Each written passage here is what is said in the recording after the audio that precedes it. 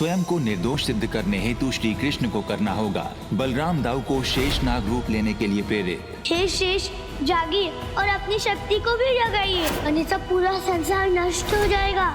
और अलक्ष्मी के मायाजाल में फंसे वृंदावन के पुरुष दरिद्रता को भी स्वीकार करने हेतु हो जाते हैं तैयार। हम नहीं जानते कि आप हमें क्यों भ्रमित कर रहे हैं, किंतु ये दरिद्रता की नहीं अपितु आनंद की देवी है।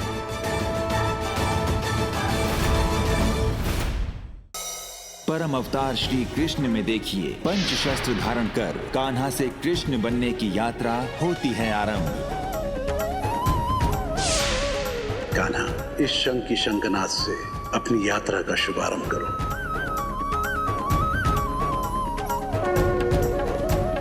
और जिसके पश्चात होगा कंस वध के अध्याय का आरंभ।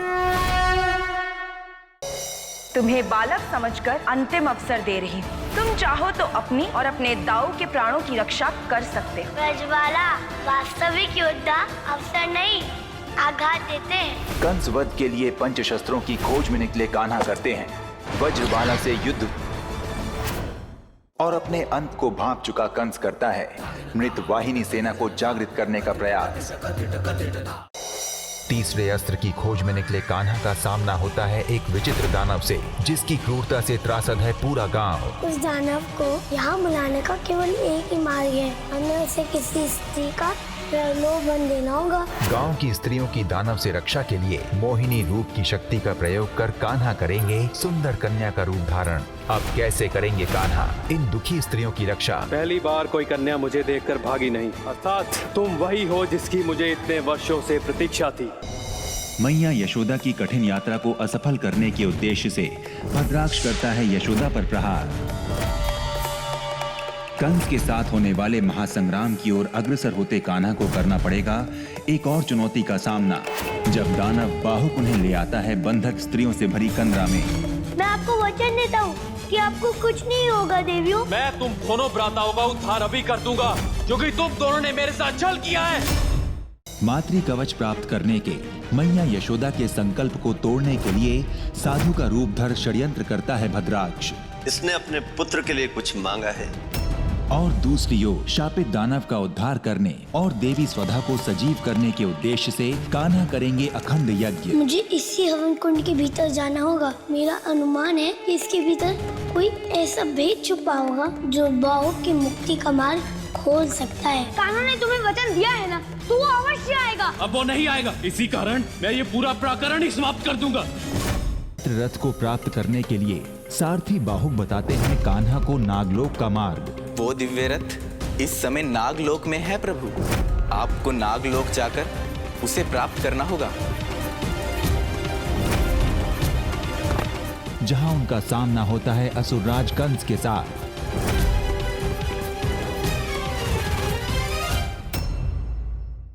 प्रतीत होता है समुद्र का जल यमुना में प्रवेश कर गया है। किसी आने वाले अनर्थ की आशंका से मेरा मन बहुत विचलित हो रहा है। कोई तो रहस्य छुपा है इस जल में।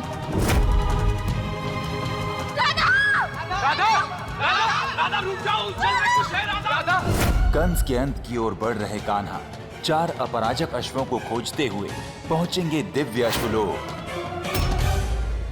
राधा को अपना विरोध करता देख समुद्र राज रत्नाकर बनाते हैं राधा को बंदी, और दूसरी ओर अधर्म के मार्ग पर अग्रसर अश्वों से ब्रह्मपुत्रों को मुक्त कराने आए कान्हा और बलराम फंस जाते हैं सर्वशक्तिशाली अश्वों के मध्य। अश्वलोक में मनुष्य प्रवेश कर चुका है, ढूंढो उन्हें।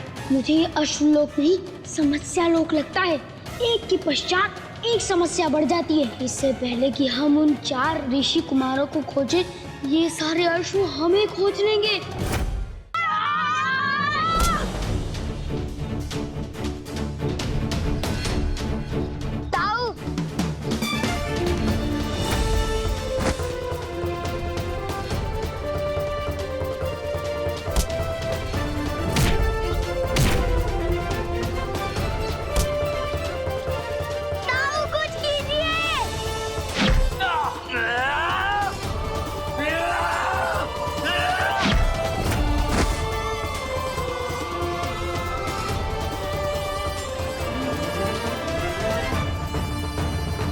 मूर्खों, सर्वप्रथम इन्हें एक दूसरे से अलग कर दो।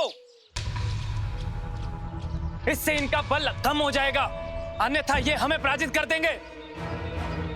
विभाजन करो और हत्या कर दो, जाओ।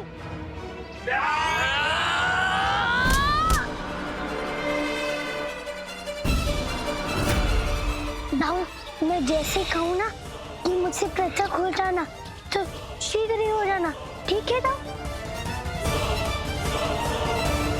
दाऊ!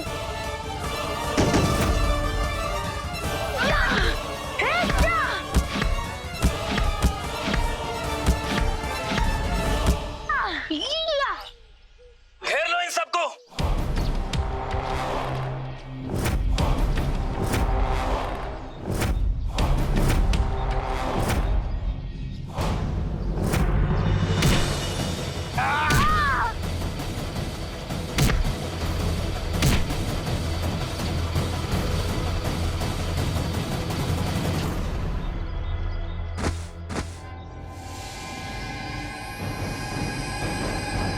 कान्हा, मैं तुम्हारा भ्राता होकर भी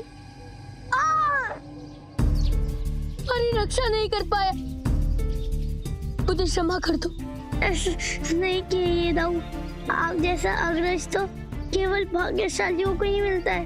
हिम्मत मत हारिए दाऊ, मुझे विश्वास है कि हम अवश्य ही इन चारों अश्वों को हरा देंगे, और जब तक हम दोनों साथ हैं तब तक हमें कुछ नहीं होगा दाऊ।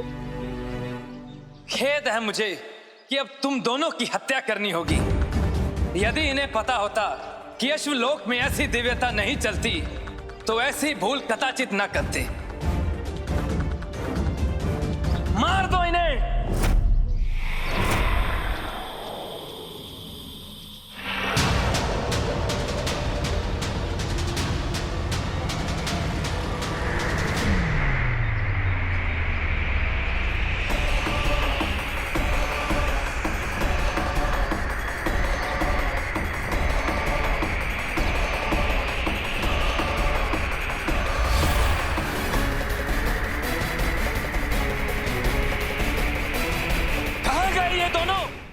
राधा पर पितृदोष की छाया आने के कारण लक्ष्मी को करना पड़ेगा वैकुंठ का त्याग। इसका रंग ऐसे कैसे हो गया?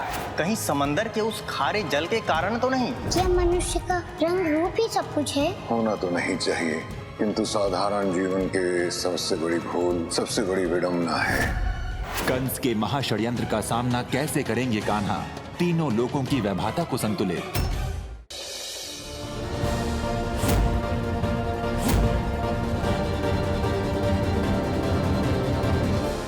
ऐसा क्यों लग रहा है जैसे हम इस जगह पे पहले भी आए हैं?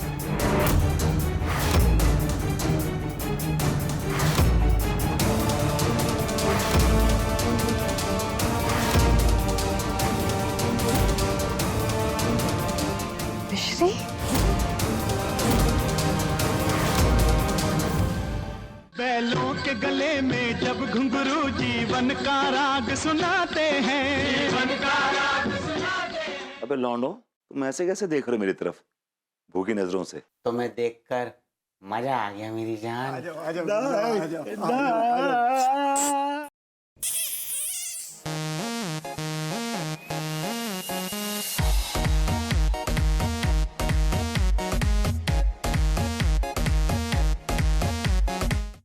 हाँ राजे, ए तिवारी, ढंग से पकड़। हाँ रज्जू, बोलो। प्रकाश मामा किडनैप हो गए। हाँ तो? हाँ तो मतलब? हाँ मतलब कैसे? कैसे तुम कह रही जब बात तुम्हें कैसे पता? तो चलो, हमें तो ये भी पता है किन्ने करो है जे।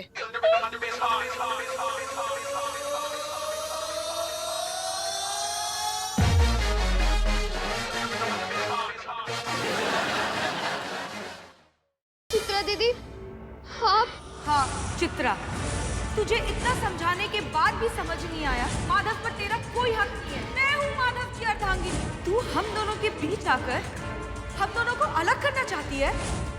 आखिरी मौका दे रही हूँ तुझे वैदेही, माधव की जिंदगी से और इस घर से चुपचाप कहीं बहुत दूर चली जा।